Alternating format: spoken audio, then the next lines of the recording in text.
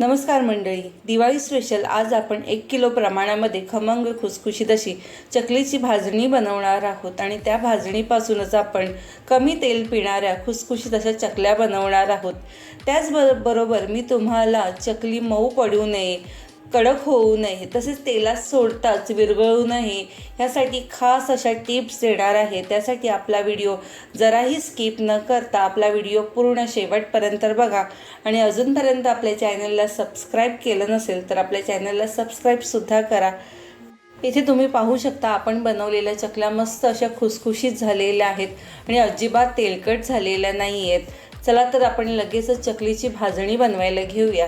चकलीची भाजणी बनवण्यासाठी इथे मी 2 वाटी तांदूळ घेतलेले आहेत। तांदूळ आपल्याला इथे जुने वापरायचे आहेत, रेशनचे तांदूळ वापरले तरी चालू शकतात। आता हे आपण सर्व जिन्नस जे घेणार आहोत ते आपण या वाटीच्या मापाने, तसंच वजनीसुद्धा मी तुम्हाला सांगणार आहे की किती प्रमाणात आपल्याला घ्यायचं आहे। तर इथे तांदूळ आपण इथे अर्धा किलो तांदूळ घेतलेले आहेत।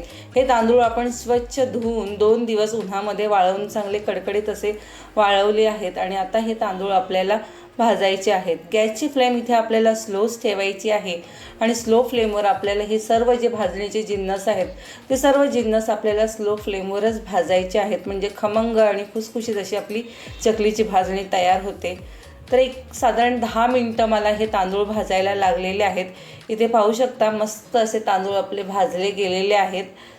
तांदूळ भाजल्यानंतर तांदळाचा हलकासा रंग चेंज होतो, हलकेसे ब्राऊन तांदूळ होतात आणि त्याचा सुवाससुद्धा छान येतो, म्हणजे समजायचं की तांदूळ छान भाजले गेलेले आहेत। तर आता इथे आपण 1 वाटी चण्याची डाळ घेऊया। चण्याची डाळ वजनी म्हणाल तर इथे आपण 200 ग्रॅम इथे चण्याची डाळ घेतलेली आहे। चण्याची डाळसुद्धा आपल्याला इथे छान अशी स्लो फ्लेमवर भाजायची आहे। तर हे बघा 7-8 मिनिटामध्ये इथे आपली चण्याची डाळसुद्धा मस्त भाजून झालेली आहे। तर आता ही भाजलेली जिन्नस आपण एका ताटामध्ये काढून थंड करायला ठेवायचे आहेत आणि इथे आता आपण घेतलेली आहे मुगाची डाळ। मुगाची डाळ इथे आपण 50 ग्रॅम घेतलेली आहे आणि पाव वाटी आपण इथे मुगाची डाळ घेतलेली आहे। मुगाची डाळसुद्धा आपल्याला अशीच भाजायची आहे आणि मुगाची डाळ भाजायला फारसा वेळ लागत नाही। एक 4 ते 5 मिनिटामध्ये मुगाची डाळ व्यवस्थित छान अशी भाजली जाते। हे बघा मुगाची डाळसुद्धा आपण मस्त अशी भाजलेली आहे, हलकासा ब्राऊन रंग त्यालासुद्धा आलेला आहे। तर ही सुद्धा काढून घेऊया आपण आणि आता इथे आपण अर्धा वाटी उडदाची डाळ घेऊया। अर्धा वाटी उडदाची डाळ म्हणजे वजनी म्हणाल तर वजनी आपण 100 ग्रॅम उडदाची डाळ घेतली आहे।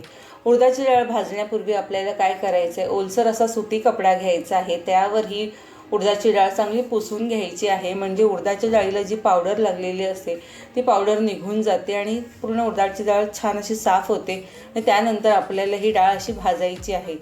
तर हे बघा मस्त अशी उडदाची डाळसुद्धा इथे छान भाजली गेलेली आहे, छान मस्त भाजली गेली। आता आपण ही काढून घेऊया। आता आपण ह्यामध्ये घेऊया पाव वाटी साबुदाणे।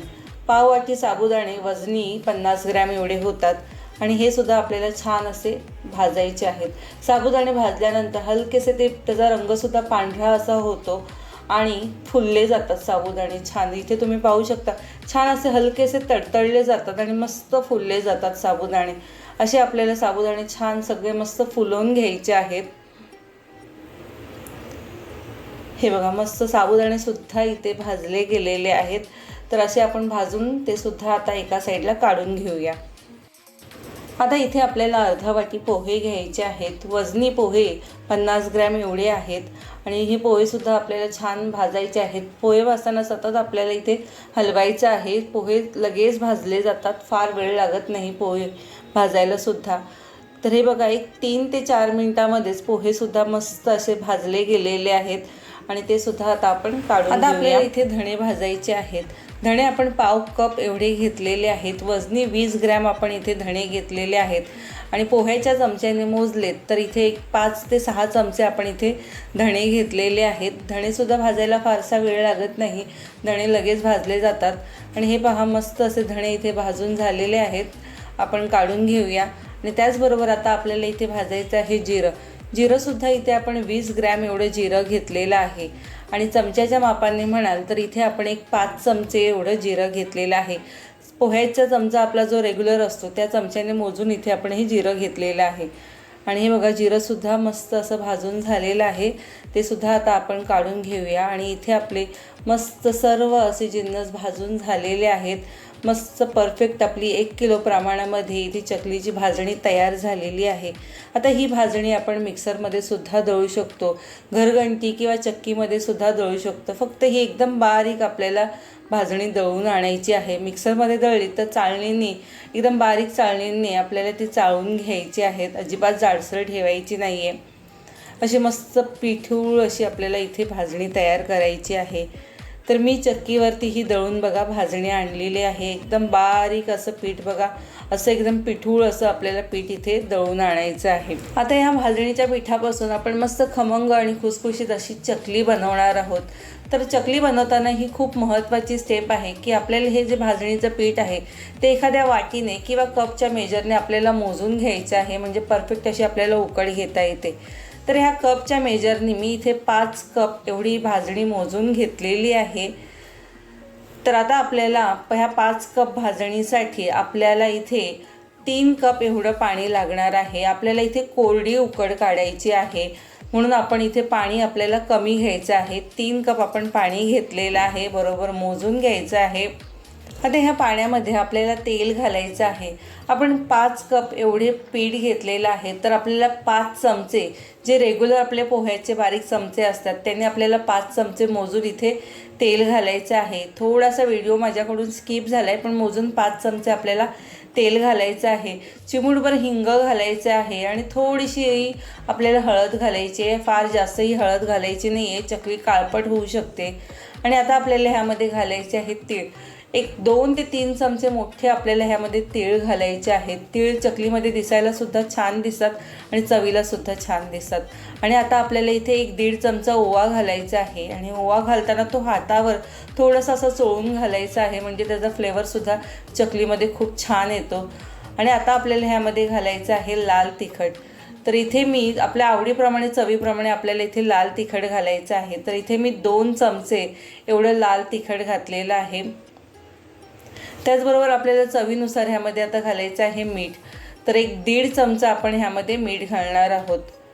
आता हे चकलीमध्ये मिठाचं प्रमाण बरोबर झाले की नाही हे कसं ओळखायचं, तर ही जी पाण्याला उकळ आल्यानंतर हे पाणी थोडंसं चाखून बघायचं आहे.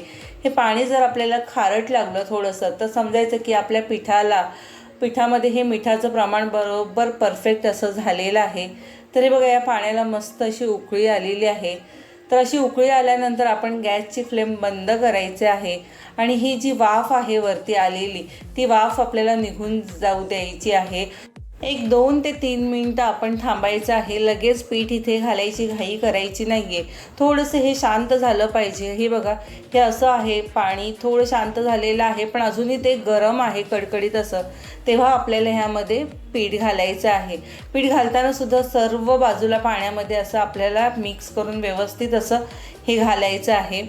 तर सुरुवातीला मी एका डिशच्या मदतीने असं सर्वकडे घालून घेते आणि त्यानंतर आपल्याला ही सर्व भाजणी आता ह्यामध्ये कढईमध्ये घालायची आहे आणि चमच्याने लगेच ही भाजणी आपल्याला अशी पाण्यामध्ये चांगली मिक्स करून घ्यायची आहे. गॅसची फ्लेम आपण इथे बंद केलेली आहे आणि या पाण्यामध्ये आपण मस्त असं ही उकड काढून घेणार आहोत. सगळीकडे छान चमच्याने आपण चांगलं असं मिक्स करून घ्यायचं आहे. आपण इथे कोरडी उकड करतोय. जास्तही आपण पाणी ठेवलं तर चकली मऊ होऊ शकते. त्यामुळे जेव्हा चकलीची आपण उकड काढतो त्यावेळेला अशी ही कोरडी उकड काढायची आहे. जशी आपण रेग्युलर मोदकाची उकड काढतो त्याप्रमाणे आपल्याला अशी मऊसर अशी उकड काढायची नाही आहे. अशी कोरडी उकड काढायची आहे आणि थोडीशी ती अशी परतून घ्यायची आहे, म्हणजे परफेक्ट अशी मस्त सगळ्या पिठाला छान वाफ लागते. आणि ह्यावरती आता झाकण ठेवायचं आहे आणि 10 ते 15 मिनटासाठी आपण हे असं झाकून ठेवायचं आहे. आणि त्यानंतर आता मी एका ताटामध्ये हे पीठ काढून घेतलेलं आहे आणि आता आपल्याला हे पीठ मळायचं आहे. तर हे पीठ थोडंसं कोरडं आहे त्यामुळे ह्यामध्ये आपल्याला थोडं असं पाणी घालायचं आहे आणि हे पीठ आपल्याला इथे मळायचं आहे. पीठ थोडंसं कोमट असं गरमच आहे, पूर्ण गार असं करायचं नाही आहे. थोडं हलकंसं कोमट असताना लगेच आपल्याला पीठ मळायला घ्यायचं आहे. तर इथे थोडंसं पाणी घालून मी आता हे पीठ सगळं पूर्ण मळून घेते. पीठ मळताना सुद्धा घट्ट असं पीठ मळायचं नाही आहे, थोडंसं सॉफ्ट असंच पीठ आपल्याला मळायचं आहे. तर हे बघा, इथे पीठ सगळं आपलं मळून झालेलं आहे। इथे पाहू शकता आपण एकदम असं घट्ट ही पीठ मळलेलं नाही आहे। असं केलं तर कडक चकली होऊ शकते। थोडं हलकं असं आपण जसं पोळी बनवण्यासाठी कणिक मळतो त्याप्रमाणेच आपल्याला हे सुद्धा करायचं आहे, पीठ मळायचं आहे। तर चकली बनवण्याआधी काय करायचं, जेवढं आपल्याला चकलीच्या भांड्यामध्ये पीठ लागणार आहे तेवढं पीठ काढायचं आहे आणि ताटामध्ये थोडं हलकंसं मळून घ्यायचं आहे। हवं तर थोडंसं पाण्याचा हात लावला तरी चालू शकतो। थोडंसं सॉफ्ट करायचं म्हणजे चकली एकसारखी पडली जाते, चकली पडताना त्याचे तुकडे होत नाही। तर आता ह्या चकलीच्या भांड्यामध्ये घालण्याआधी आपल्याला सुरुवातीला ह्या चकलीच्या भांड्याला आतल्या बाजूने तेल लावून घ्यायचं आहे। फक्त सुरुवातीला पहिल्यांदाच आपल्याला हे असं करायचं आहे। आणि बाकी जे शिल्लक राहिलेले पीठ आहे ते आपल्याला ओला कपडा किंवा ओला रुमाल घालून झाकून ठेवायचं आहे, नाहीतर ताट किंवा काहीतरी ठेवून असं झाकून ठेवायचं आहे, म्हणजे पीठ कोरडं पडत नाही। आता ह्याला सोऱ्याला आपण झाकण लावून घेऊया आणि छान अशा चकल्या आपण पाडूया। चकली पाडताना बघा मस्त असं सुरुवातीचा जो वेढा आहे तो लक्षात घ्यायचा आहे आणि 3 ते 4 असे वेढे आपल्याला घ्यायचे आहेत। सुरुवातीचा जो जिथे सुरुवात केलेली आहे त्याच्या समोरासमोरच आपल्याला त्याचा एंडसुद्धा करायचा आहे, म्हणजे एकसारख्या बरोबर चकल्या होतात, लहान मोठी होत नाही।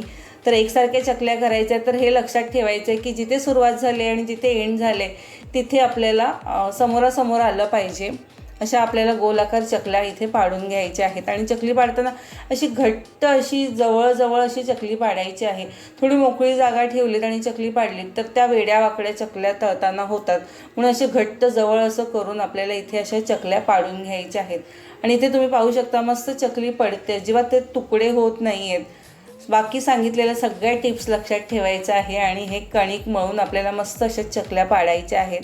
तर आता मी अशा चकल्या सगळ्या अशा पाडून घेते आणि एका बाजूला मी इथे तेल गरम करायला ठेवलेलं आहे। तेलसुद्धा आपल्याला सुरुवातीला मध्यम आचेवर चांगलं असं कडकडीत असं तेल गरम करून घ्यायचं आहे। तेल गरम झाले की नाही ते सुरुवातीला आपण थोडंसं पिठाचा गोळा टाकून बघायचं आहे आणि साईडला असे छान असे बुडबुडे आल्यानंतर समजायचे की तेल इथे छान गरम झालेलं आहे आणि मध्यम आचेवर आपल्याला इथे चकल्या तळायच्या आहेत। गॅसची फ्लेम अगदी स्लोही ठेवायची नाही आहे आणि अगदी हायसुद्धा ठेवायची नाही आहे। स्लो फ्लेमवर तळल्यात तर चकल्या तेलकट होऊ शकतात, म्हणून आपण थोड्या मध्यम आचेवर चकल्या तळायच्या आहेत। आणि हाय फ्लेमवर तळल्यामुळे काय होतं की वरच्या बाजूने चकली तळली जाते आणि आतून ती कच्ची राहते, म्हणून मध्यम आचेवर आपल्याला ह्या चकल्या तळायच्या आहेत। आणि चकल्या तेलात सोडल्यानंतर लगेच आपल्याला चमच्याने अजिबात झाऱ्याने हलवायचं नाही आहे। इथे बघा चकली सोडल्यानंतर चकली मस्त अशी अलगद अशी वर येते, म्हणजे आपली चकली इथे मस्त हलकी होणार आहे। अशी चकली तेलात सोडल्यानंतर लगेच ती अशी वरती आली पाहिजे, म्हणजे परफेक्ट आपली चकली तयार होते आणि अजिबात तेलकटसुद्धा होत नाही। तर सुरुवातीला अजिबात आपण हलवायचं नाही आहे आणि थोडे एक 5 मिनिटानंतर आपल्याला चकली उलटपलट करून अशी चांगली फ्राय करून घ्यायची आहे। तर एका बाजूने फ्राय झाली तर दुसऱ्या बाजूने आपण अशीच फ्राय करून घेऊया। आता महत्त्वाचं म्हणजे चकली तळून झाली की नाही ती कसं ओळखायचं। तर चकली आपण तळत असताना सुरुवातीला बघितलं तर खूप बुडबुडे येत होते साईडला चकलीच्या, आणि आता थोडे चकली जे शांत झालेले आहेत, पूर्ण तेल शांत झालेलं आहे, अशा वेळेला आपल्याला चकली इथे काढायची आहे। मस्त इथे चकली छान मस्त अशी तळून झालेली आहे। तर चकली आता आपण इथे ही काढून घेऊया। थोडंसं तेल असं गाळून घ्यायचं आहे किंवा एखाद्या चाळणीमध्ये ठेवून अशा उभ्या ठेवायच्या चकल्या, म्हणजे पूर्ण तेल निथळून जातं आणि अशा आपल्या चकल्या अजिबात तेलकटसुद्धा होत नाहीत। तर अशाच पद्धतीने बघा आपण सर्व चकल्या इथे तळून घ्यायच्या आहेत। तुम्ही इथे लक्षात येत असेल तुम्हाला, आपण चकली तेलात सोडल्या लगेच मस्त अशा वरती येतात, खूप छान मस्त हलक्या फुलक्या खुसखुशीत अशा इथे आपल्या ह्या चकल्या तयार झालेल्या आहेत। तर तुम्हाला आज आपण दिवाळी स्पेशल बनवलेल्या खुसखुशीत अशा खमंग चकलीची भाजणी आणि चकलीची रेसिपी कशी वाटली हे मला व्हिडिओमध्ये नक्की कमेंट करून सांगा। आणि व्हिडिओ आवडल्यास नक्की आपल्या व्हिडिओला जास्तीत जास्त लाईक करा, शेअर करा आणि आपल्या चॅनलवर नवीन असाल तर चॅनलला सबस्क्राईब करायला सुद्धा विसरू नका। आता या चकलीसाठी महत्त्वाची टीप म्हणजे आपण जेव्हा जी भाजणी बनवते ती ज्या मापामध्ये दिलेली आहेत किंवा वाटीने सांगितलेली आहे बरोबर त्या मापातच मोजून अशी भाजणी बनवायची आहे, म्हणजे परफेक्ट आपली भाजणी तयार होते। आणि आपल्या व्हिडिओमध्ये मी तुम्हाला दाखवलेलंच आहे की कशा पद्धतीने उकड घ्यायची आहे आणि चकली कशी बनवायची आहे. त्या सर्व टिप्स लक्षात घ्या आणि मस्त खमंग खुसखुशीत अशा चकल्या बनवा आणि मला व्हिडिओमध्ये नक्की कमेंट करून सांगा.